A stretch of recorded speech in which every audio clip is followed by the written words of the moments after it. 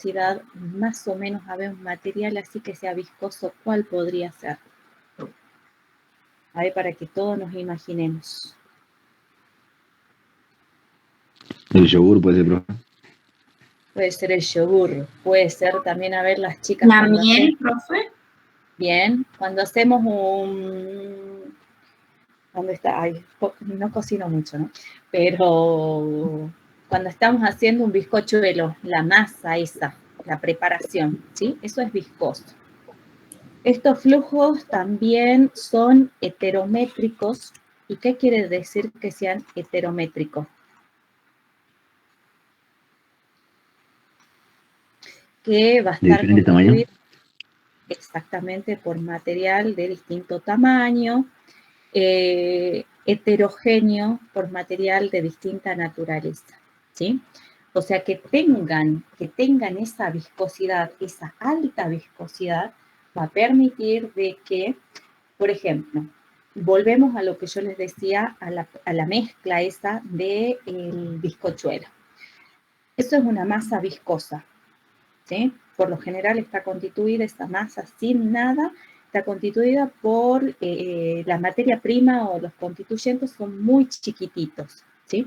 Entonces, si ahora le incorporamos chip de chocolate y lo hacemos fluir, esos chips de chocolates van a fluir sin ningún problema, ¿sí? Entonces, ¿qué quiere decir? Que estos flujos rápidos pueden contener en su masa, por su viscosidad, bloques de grandes dimensiones. Por ahí quizás se pregunten por qué un bloque que venía desde arriba y es un bloque, pero de dimensiones considerables, luego baja, lo encontramos en esta parte de menor pendiente y alcanza al Río Grande. Y es por eso mismo, por la viscosidad que poseen estos flujos. Y ahora ya sabemos las características de estos flujos. Existen por la naturaleza de cada de estos flujos, se diferencian en flujos de tierra, que también lo podemos nombrar como corrientes de tierra, o también lo podemos nombrar como coladas de tierra, o airflow. Y está básicamente, y esto se da básicamente por el material que constituye. Si estamos hablando de tierra, el material terroso es lo que predomina, ¿sí? Entonces tenemos mayor cantidad, grandes volúmenes de material terroso en comparación con los limos y las arcillas. Según Sonbury, diferencian a estos flujos de tierra de los flujos de barro. ¿Por qué? Porque son más lentos. No están confinados a canales como las corrientes de barro. 3, porque tienen un alto contenido de agua. No, porque hay un contenido de agua más baja que las corrientes de barro. Y 4, no son específicamente características de regiones secas. Son más comunes en regiones húmedas.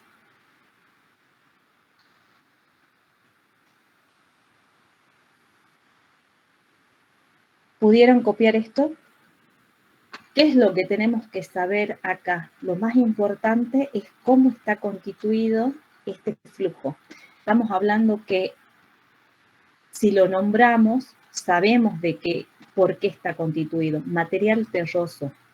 Yo les puedo decir, a ver, un flujo de tierra, o también se los puedo nombrar como coladas de tierra. Ustedes tienen que, en su cabeza se le tienen que venir el tipo de material que constituye este flujo, ¿sí? También podemos saber de que son más lentos que los flujos de barro. Tienen menos contenidos de agua y no son tan característicos de regiones secas. Son más comunes en regiones húmedas. Vamos ahora a los flujos de barro. También lo podemos nombrar como corrientes de barro. como coladas de barro. Todo esto está en Songbody, así que yo se los voy a mandar. Si estamos hablando de barro, sabemos de que el volumen, el mayor volumen va a estar constituido por limo y arcilla. Se mueven lo suficientemente rápido como para ser perceptibles a simple vista. Tienen un mayor contenido de agua que las corrientes terrosas y generalmente están confinadas a canales. Poseen importancia geomorfológica en las regiones áridas y semiáridas.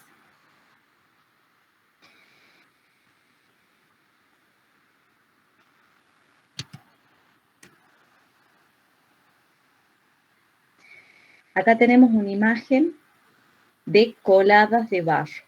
También cómo la podríamos haber llamado. Flujos de barro, ¿sí? También la podríamos haber nombrado como corrientes de barro. Y hay gente, o sea, en determinados lugares, la gente la llama como volcanes. Ahí viene o bajó el volcán, van a escuchar hablar. Y son estos flujos rápidos. Acá a simple vista se puede observar el tipo de material. Es un material fino, un material pelítico, ¿sí? Mayor contenido de limo y arcilla. Fíjense en que en los laterales se puede observar esta viscosidad que hablábamos hace rato. ¿Sí? Se pueden observar esos lóbulos, hasta dónde llegó el material. Llega a la parte baja, llega al sector en donde no posee pendiente y se relaja. ¿Sí? Se relaja, se expande.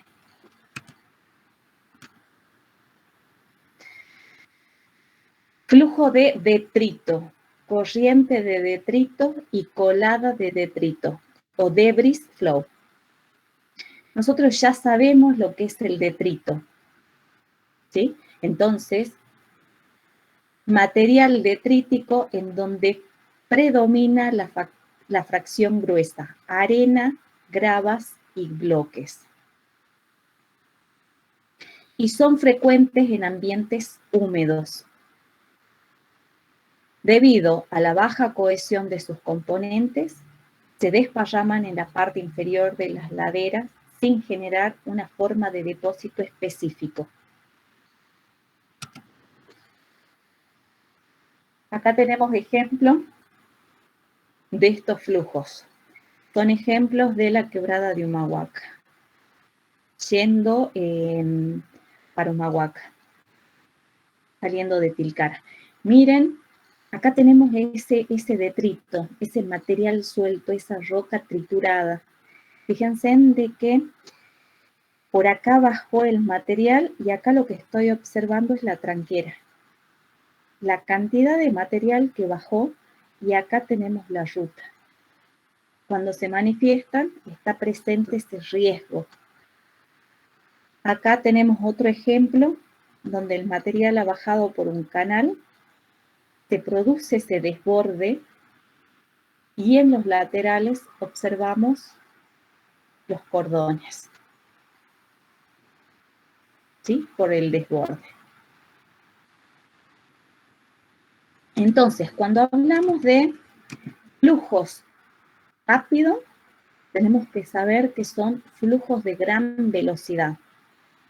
Flujos que ocurren en depresiones. Algunos están canalizados y otros no. Cuando hablamos de que están canalizados, entonces hablamos de que bajan por el canal. Son flujos de gran viscosidad. El material puede ser heterométrico o heterogéneo. Según el material, lo podemos nombrar como flujo de tierra, flujo de detrito, flujo de barro. Y por último, el tercer proceso son los deslizamientos. ¿sí? Y el deslizamiento es el movimiento perceptible de una masa de roca, detrito o de tierra, relativamente seca, y que baja a favor de la pendiente por la fuerza de la gravedad. A ver, acá también estos procesos ocurren en superficies libres, ¿sí? Ocurren en laderas. ¿Qué otro proceso también ocurría en laderas? En superficies libres. ¿El flujo lento? Exactamente. ¿Cuál es la diferencia ahora entre un flujo lento y los deslizamientos? La velocidad. Es perceptible el lento. Indicadores. Exacto. Ahí está, tenemos esas dos diferencias. Por la velocidad, que estos deslizamientos son mucho más rápidos que los flujos lentos. Y porque estos son perceptibles, ¿sí? En cambio, los otros eran imperceptibles y lo observamos a través de indicadores. Acá podemos observar esos rasgos, esas grietas, esas fisuras que me están indicando que va a ocurrir este proceso. ¿Cuál es el proceso? Es el deslizamiento. ¿Sí? Y este deslizamiento, en este proceso se diferencian los deslizamientos traslacionales y los rotacionales. Los procesos traslacionales ocurren, fíjense en esta imagen, ocurren en superficies uniformes, en superficies que son rectas, en superficies que son continuas, ¿sí? Y el material luego se deposita en la parte basal, ¿sí? Estas superficies pueden ser, a ver, algo que ya estudiamos, ¿qué puede ser? De alta pendiente, o de pendiente moderada. Bien, a ver qué otra. Hace rato cuando nosotros veíamos dos bloques, el bloque de techo y el bloque de piso. Una falla. Bien, pueden ocurrir en fallas, pueden ocurrir en planos estratigráficos, ¿sí? En cambio, en un deslizamiento rotacional, el material se desplaza sobre un plano curvo, ¿sí? Fíjense en acá, es un plano curvo, en donde el material al principio, fíjense en de que este material estaba acá. Entonces, cuando se deposita, es como que queda todo, el relieve queda invertido. Miren en este dibujito. El arbolito que tiene esta posición, luego queda por esta inversión, queda totalmente distinto. Es como que va a quedar todo caótico, queda una mezcla. En cambio, cuando se produce la depositación del material traslacional en la parte basal, ¿qué es lo que observo? Se observan conos de deyección, ¿sí? El cono de deyección tiene una forma cónica, ¿sí? En esta forma cónica se puede observar que el material fino queda en la parte apical, ¿sí? En la parte más alta. Y el material grueso de mayor granulometría, de mayor tamaño, queda en la parte basal. Ya ve por qué. Porque el material baja por la fuerza de la gravedad, ¿sí? Entonces un material grueso tiene mayor peso, entonces se va a depositar en el sector más alejado. En cambio, las partículas más chiquititas se depositan en la parte apical. Acá podemos observar lo mismo. Un bloque de mayor tamaño se va a depositar siempre en el sector basal, en el sector más alejado. El material fino en el sector apical, en el sector de arriba. Acá podemos observar las dos comparaciones. Acá podemos ver de que la parte superior, el material que se desplaza, lo hace por un plano recto, un plano curvo. Y aquí tenemos esto es lo que nos muestra la bibliografía. Y acá tenemos lo que ocurre en el terreno. ¿Sí? El material va a bajar, quizás acá existiese plano de estratificación, distintas durezas de la roca. Y fíjense en esta imagen de abajo, que queda tal cual. La parte superior hizo ese giro, ¿sí? Y quedó el relieve invertido cuando se produce la depositación. El arbolito que antes tenía una posición, luego tiene otra posición. Acá podemos observar otros ejemplitos. Y acá tenemos un desplazamiento rotacional. Desplazamiento rotacional, acá podemos observar este plano curvo, ¿sí? Y también en estos desplazamientos ya podemos observar, sabemos saber de que cada sector tiene su nombre. Tenemos la parte de arriba, que es la corona, tenemos la parte basal, que es el borde.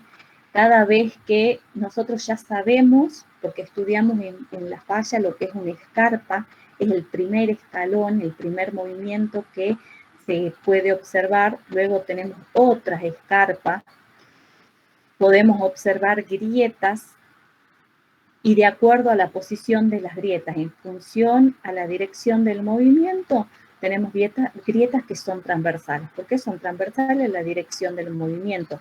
Grietas que son longitudinales y grietas radiales. ¿Por qué? Porque cuando llega a la parte basal es como que la masa que se está trasladando se relaja y se abre. Entonces aparecen esas grietas transversales, radiales. Pero fíjense de que teniendo el conocimiento de lo que es en el libro, lo que nos explica en el libro, también lo podemos observar en la naturaleza. Es simple. Nada más de que el concepto lo tenemos que tener fijo en la cabeza. Deslizamiento es sencillo. Dos tipos de deslizamiento ocurren en las laderas, son rápidos, lo observamos de acuerdo al plano traslacional o rotacional. Y por último, bueno, acá también tenemos otro ejemplo. Y por último tenemos el proceso denominado hundimiento. Y este proceso es el proceso en donde la pendiente no está presente, ¿sí? Entonces son movimientos horizontales, desde arriba hacia abajo. Las causas pueden ser naturales o pueden ser antrópicas. Y cuando hablamos de causas naturales, podemos nombrar a la tectónica. Fíjense, esta imagen ya la observamos nosotros cuando estudiamos falla. ¿Qué tipos de fallas están presentes acá? En clase también la dijimos. Fallas normales. Claro, si aquí me la está nombrando.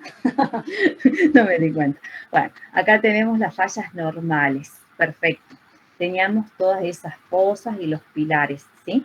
Entonces, acá tenemos esa tectónica, tenemos estas secuencias de fallas normales, por lo tanto, tenemos este hundimiento del material, ¿sí? Entonces, baja. Este es un ejemplo de las causas naturales por tectónica, pero también podemos observar, bueno, acá también y acá también. También podemos tener presente rocas carbonáticas. Supónganse de que acá tenemos todo una secuencia, o no sé cómo podemos imaginar acá. Acá, supónganse de que este gris sea roca carbonática y tenemos agua. Entonces, si tenemos rocas carbonáticas más agua, ¿Qué meteorización química se puede producir? La carbonatación. Perfecto, entonces se va a producir esa disolución de la caliza, entonces al disolverse esa roca también va a bajar. ¿Sí? Entonces, la presencia de rocas carbonáticas también van a generar ese hundimiento. Cuando hablamos de procesos antrópicos, siempre cuando decimos antrópico, está el hombre presente, ¿sí? Entonces, hace ratito cuando también vimos una imagen, nombramos que un ejemplo de hundimiento antrópico es la actividad minera, ¿sí? La construcción de túneles, las obras de infraestructura, ¿sí? Eso va a generar ese hundimiento que es el colapso. Hundimiento es el colapso, es ese movimiento del material hacia abajo, en donde la pendiente no está presente. Acá se observa perfectamente, antes estaba en esta posición este material y luego bajó, ¿sí? Acá tenemos otro tanto. Esto antes era continuo y luego bajó. Por presencia de rocas carbonáticas, acá tenemos una dolina, ya vamos a estudiar en relieves carbonáticos, que es una depresión. Fíjense en estos ejemplos. Estos son ejemplos, bueno, sacados de internet, ¿no? Pero muchas veces ocurren estos colapsos, estos hundimientos del material y no sabemos por qué han ocurrido. Ahora ya como tenemos el conocimiento de que se produce la disolución de esa caliza, se puede producir este hundimiento y el material colapsa, se hunde hacia abajo.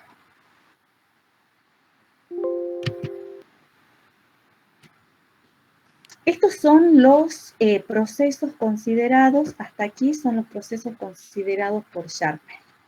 Pero Sharpe no considera los procesos como las caídas ni los procesos complejos, que sí son considerados por otros autores como Barnes o como Gruden y Barnes, que también son importantes y que nosotros los observamos en nuestro relieve. Y son las caídas. Y las caídas, como en esas imágenes que vimos hace rato y como hace un momento también le preguntamos a Alejandra, cuál era la ruta que nos llevaba a Cafayate, y observábamos, y les dije de que en la quebrada de Las Conchas observábamos esas caídas. Entonces lo vamos a citar y vamos a decir que las caídas son movimientos de una masa rocosa de cualquier tamaño, que se desprende de un talud empinado o un acantilado, a lo largo de una superficie sobre la cual ocurren muy pocos o ningún desplazamiento, y desciende principalmente a través del aire por caída libre. Faltos van rodando y llegan a la parte basal. Esas son las caídas.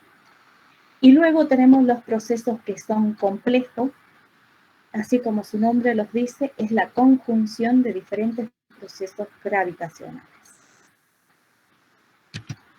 Acá podemos observar las caídas que recién nombramos, más caídas.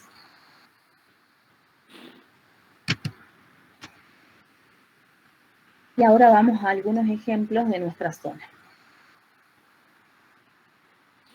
Creo que casi todos han ido a lo que es Salinas Grandes, ¿sí? Entonces, podemos más o menos saber o decir de que en Salinas Grandes, en la quebrada de Humahuaca, ¿qué clima está presente? Frío seco. Frío. Frío seco, árido. Árido. Es un clima árido, en donde tenemos ¿qué tipo de meteorización? Física. Exacto. Y dentro de la meteorización física Es termoclastismo. Termoclastismo, aloclastismo y crioclastismo. También. Termoclastismo y Aloclastismo. Aloclastismo y perfecto. crioclastismo. Crioclastismo no. Termoclastismo. ¿Por qué crioclastismo? O sea, la temperatura tendría que descender mucho, ¿sí? Por debajo del cero. Y aparte la presencia de agua. Exactamente. Entonces, exacto. Entonces, ¿cuáles van a ser la meteorización física más predominante? Termoclastismo. Y aloclastismo. ¿Sí? Bien, entonces se produce ese termoclastismo. En las zonas altas tenemos material fino. Fíjense de que acá yo les puse la fecha que tomé esta fotografía. Febrero del 2016. Febrero coincide con ¿qué? Con los periodos de lluvia. ¿Sí? Entonces, fue una mañana que nosotros íbamos subiendo para la quebrada de Humahuaca. El día anterior habíamos hecho el mismo recorrido y estaba todo perfecto. La mañana siguiente comenzamos a subir y nos encontramos con esta imagen. ¿Sí? Fíjense de que acá tengo otro tanto, acá tengo otro tanto. Todas corresponden al mismo día. Y a ver, ya estudiamos algo, ya hoy día vimos un poquito y ustedes ya están incorporando algunos conceptos. ¿Qué podemos decir? ¿Qué proceso está ocurriendo o que se visualiza en estas imágenes? El de deposición. Bueno, a ver, Alejandra Campos. Sí. Deslizamientos. ¿Deslizamiento le parece? ¿Qué tipo de material estamos observando ahí? Mira. ¿El trito no sería, profe? Exacto. ¿Quién contestó? Diego Rodríguez. Muy bien. Rodríguez, aquí estamos observando el material suelto, ¿sí? Ese material, este es ese detrito. ¿Sí? Fíjense de que el material baja por esas depresiones topográficas. Y acá tenemos, o sea, canales que se han formado, pero también, o sea, el material viene desde arriba. ¿Sí? Yo observo el tipo de material. ¿Es material, es suelo? No es suelo. ¿Es material fino, como para decir que es un flujo de barro? No es. Es un material suelto, es el material de esa grava, es el material de mayor granulometría. ¿Sí? Llega a la parte basal y también se expande. Las partículas, así como decía Sonbori, las partículas pierden la cohesión.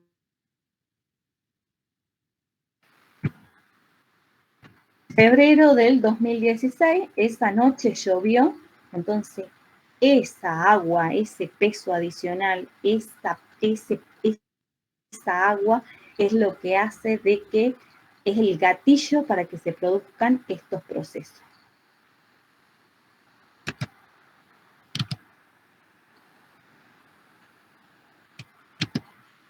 Pasamos a otro ejemplo. Seguimos en la quebrada de Humahuaca. Y todos nos enteramos lo que pasó en el 2017.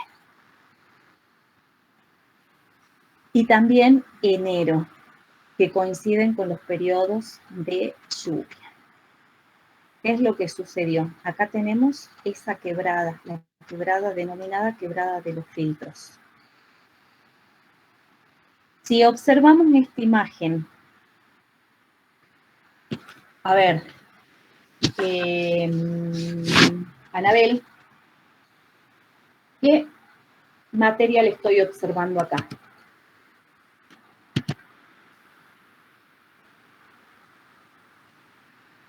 ¿Está Anabel? Fontañez, Celina.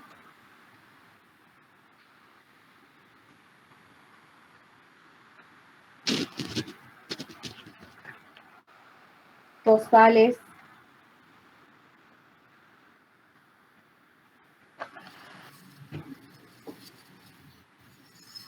Julieta Ramírez. Profe, ¿podría ser un flujo de barro? Es un flujo de barro, ¿sí? A ver, ¿alguien recuerda lo que pasó? Lo que pasó en Volcán fue conocido a nivel nacional. ¿Alguien se acuerda de eso? Sí, hubo un enterramiento de las casas. Exactamente.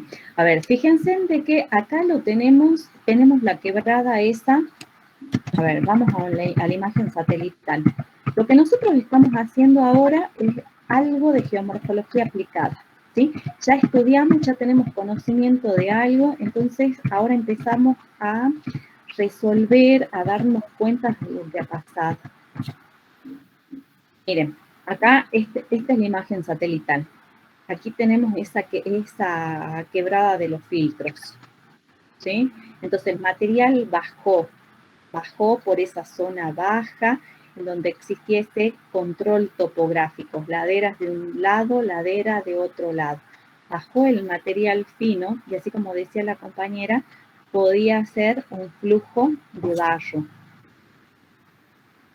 Fíjense de que cuando baja, se encuentra, tenemos la ruta nacional número 9, disminuye la pendiente y el material, o sea, se tiene que depositar en algún lado. Se depositó en este sector, en el sector de menor pendiente. Pero al depositarse en ese sector, se encontró con un pueblo.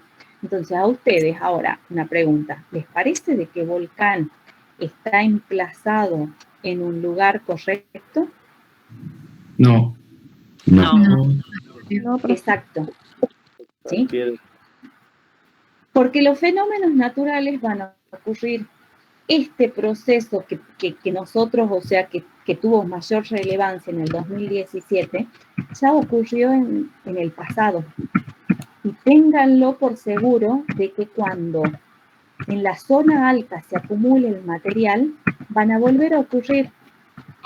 Así como lo que pasó en el 2017, que también pasó luego de las precipitaciones, luego de la lluvia, en donde la gente sentía el ruido del material que venía bajando. Muchas de la gente que viven acá abandonaron sus casitas, pero hubo una familia que no abandonó su casa.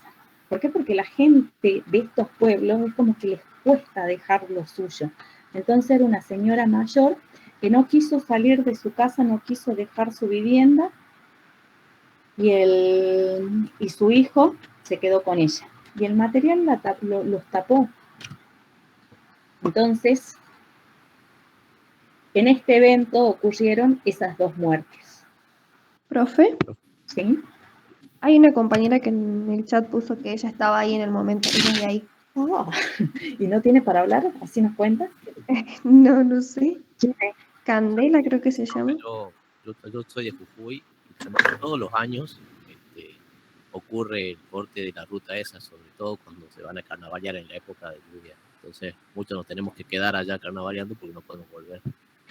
Lamentablemente, ¿no? No, pero bueno, incluso es en ese periodo, o sea, periodos de carnaval. ¿Por qué? Porque las lluvias se concentran en esos tiempos. ¿Sí? La compañera que no tiene micrófono. Incluso No, profe, dice que no tiene. Hubo un año que ocurrió en Tilcara y hasta el día de hoy, si uno va, puede observar en las paredes de algunas casas, un metro, está marcado casi a la altura de un metro, la cantidad de material que arrastró, digamos, por el pueblo de Tilcara. Exacto, pero siempre pasa lo mismo. Y a ver, y Tilcara es otro ejemplo, es otro claro ejemplo de que el pueblito se encuentra emplazado o ubicado en un cono. ¿Qué quiere? El cono es la zona baja, o sea, en donde se deposita el material. ¿Sí? No es de que, bueno, son fenómenos naturales que tienen que ocurrir y van a seguir ocurriendo.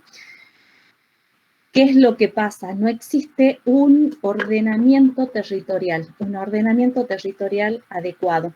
Yo creo que luego la gente del gobierno les propuso a esta gente que vive en este sector hacerle las casitas, creo que sí se hicieron varias casas, para que la gente se traslade. Pero mucha de esta gente no quiso dejar su casa.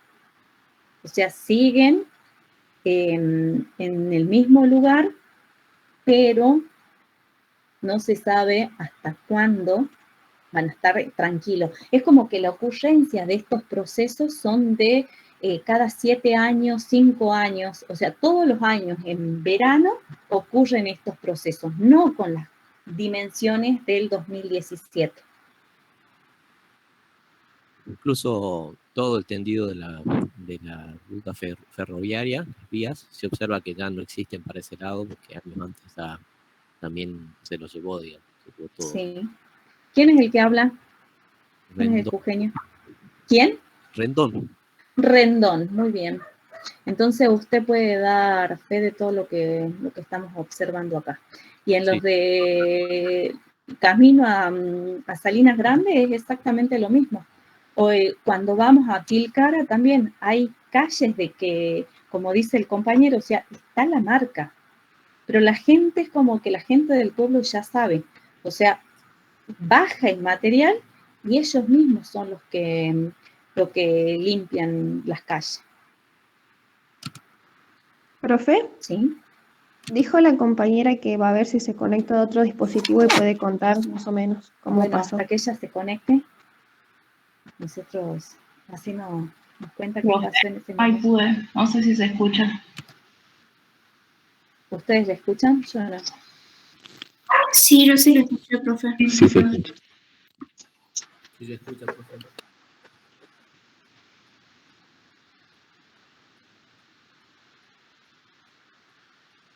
Bueno, yo le escucho, así que después me cuentan. ¿Ahí me escucha, profe, o no? Ahora sí. Nada, ese día me levantaba, era tipo 6, me acuerdo, y empezó a ¿Usted llover de ahí, mucho. usted de Volcán? Sí. Bien, a ver, cuéntenos. Bueno, me levanté, o sea, ya había llovido a la madrugada y justo en la casa estaban tipo arreglando, qué sé yo, y entonces había muchas partes del techo abierto. Y tipo 6 o 7 por ahí, ya como que estábamos con mucha agua adentro, pero era solamente el agua de la lluvia. Y después en un momento se puso más negro todo, parecía noche literalmente, y después se escuchó como una explosión, y yo no escuché, pero mi abuelo decía que se sentía como empezaba a bajar el volcán o algo así. ¿Vieron de que la gente del pueblo le dice viene el volcán o está bajando el volcán? Y después, o sea, no teníamos dimensión de lo que podía llegar a pasar. Y encima, la casa está ubicada en la avenida principal, digamos, en la segunda cuadra, en la avenida principal. Y después, de un momento a otro, empezó a correr barro así por toda la casa y no nos quedaba de otra que subirnos al techo. Encima estaba lloviendo torrencialmente todavía y estaban mis abuelos, los perros, todos ahí arriba y ahí, toda la manzana esa, que era la segunda, quedaron todos en el techo, digamos. Los de la primera manzana sí como que se fueron, pero algunas familias también quedaron y sus casas quedaron totalmente tapadas. Bueno, o sea, son procesos que no sabemos cuándo van a ocurrir. Si nosotros supiésemos de que van a ocurrir, es como que podemos, o sea, tenemos tiempo para salir corriendo, para juntar las cosas que podemos salvar. Pero ustedes imagínense, yo me acuerdo de que después fui para esa zona y se veía en la esquina, había una carnicería, pero ahí nomás, sobre la ruta, o sea, la primera cuadra, una carnicería de que ellos estaban limpiando con la manguera y sacando el material. Pero era como que, bueno, ya está, o sea, pasó y listo. Pero siguen en la misma casita. Sigue, el riesgo va a estar presente. Así que, bueno, muy bien, alumna, por contar su experiencia. No, de nada. Pasamos a la quebrada de las Conchas. Y aquí puse ruta nacional número 69 y es la 68. Entonces, caídas de bloque. Acá, en diciembre de 2011, también, ¿qué proceso ocurrió acá? A ver, por el material. Matías, ¿está? Sí. ¿Qué tipo También, de material? Material. tipo rápido. Exacto, por el material. Y material pelítico. Fino, exactamente. Bien, acá también, luego de una lluvia, se sintió, bueno, estas imágenes también las saqué yo porque fuimos al día siguiente. Miren esto. Mire, son los galpones y el material hasta dónde ha quedado. ¿Sí?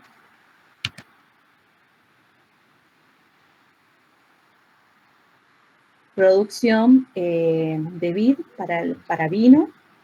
Nos vemos. Y únicamente se observa el poste, la parte superior. Yo me acuerdo de que cuando fuimos acá, un tractor quedó enterrado. Obviamente, esta es una familia de gente, o sea, estamos hablando de gente de mucha plata, que ellos únicamente, o sea, pensaban en buscar un detector de metales para determinar en dónde estaba el tractor para sacarlo. Pero, bueno, acá también durante esa noche dice de que ellos escuchaban ese ruido, porque es como que se escucha el bramido del material cuando viene bajando. Entonces la gente, ¿qué es lo que hizo? Salió corriendo, se subió al árbol y también esperó que pase el proceso, o sea, de que y al día siguiente tenemos esto. A ver, cuando también hablamos desde el punto de vista morfogenético, es cómo cambia el relieve. Pasamos de tener una situación X a tener otra situación. ¿Sí? Cambia completamente todo. Es decir, que es esto, el cambio. Fíjense, en esta imagen tenemos una fotografía con vegetación completamente diferente de lo que se observa cuando se manifiesta el proceso. Este es el cambio. Y ahora ya sabemos todo lo que puede ocurrir en los procesos de remoción en masa, ¿sí? Ya sabemos de que existe ese riesgo, sabemos de que algunos son procesos que no sabemos cuándo van a ocurrir, otros sí sabemos, quizás por algunos indicadores como los periodos de lluvias, como las precipitaciones, sabemos de que existen más probabilidades de que ocurran en estos periodos. Se produce el evento. Ahora nosotros o ustedes como futuros ingenieros tienen que dar respuesta a este efecto negativo, ¿sí? Este efecto negativo que representa un riesgo, ¿sí? Entonces, ustedes ya se tienen que posicionar como ingenieros y tienen que decir, ¿qué puedo hacer? ¿Qué puedo hacer? Fíjense en esta imagen.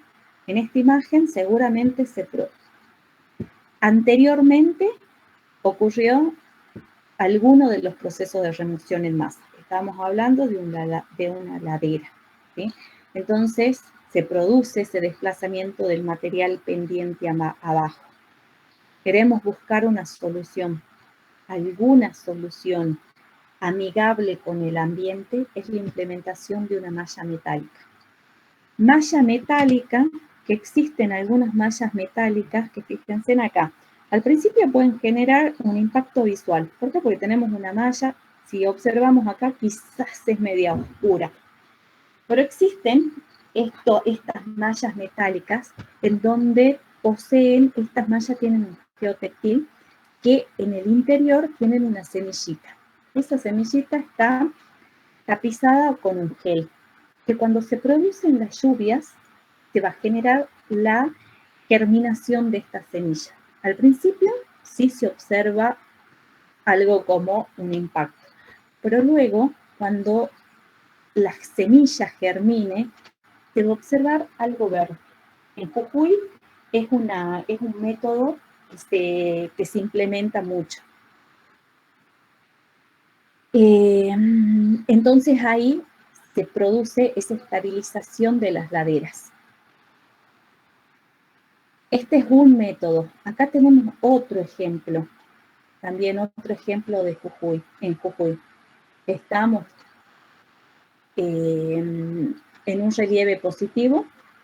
Hace ratito dijimos de que se produce la meteorización física. Tenemos una roca que se degrada. Esta roca es una roca metamórfica, una filita, una pizarra, ¿sí? Entonces, se degrada rápidamente con ese termoplastismo. El material baja, ¿sí? El material se desliza y se deposita en la parte basal. Entonces, fíjense de que en la parte basal tenemos la ruta.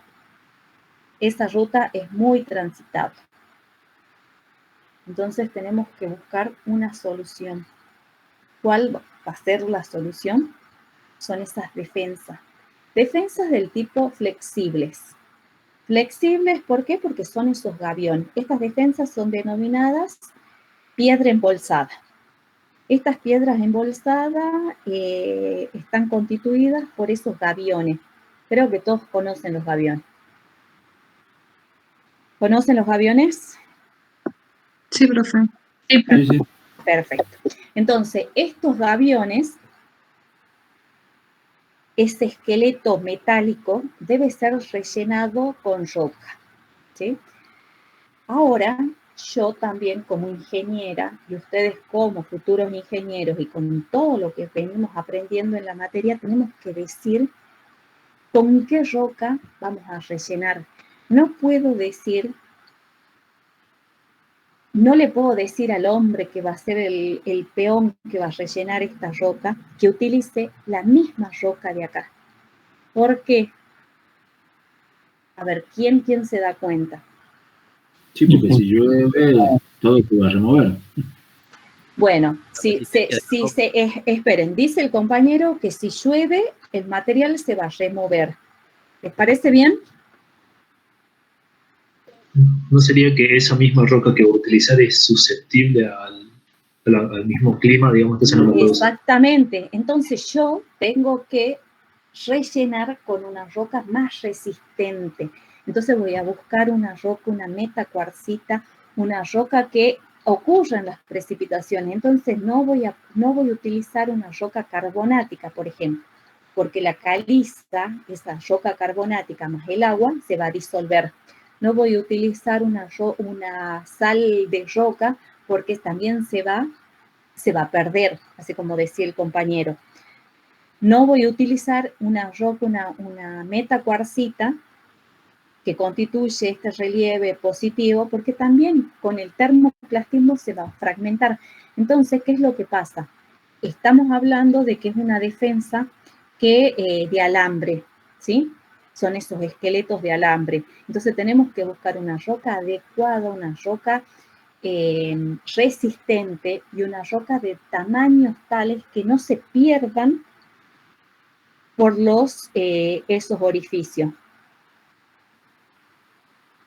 ¿Se entiende? Entonces acá también ya estamos hablando de cómo vamos a dar una respuesta ante un efecto negativo, ante el riesgo.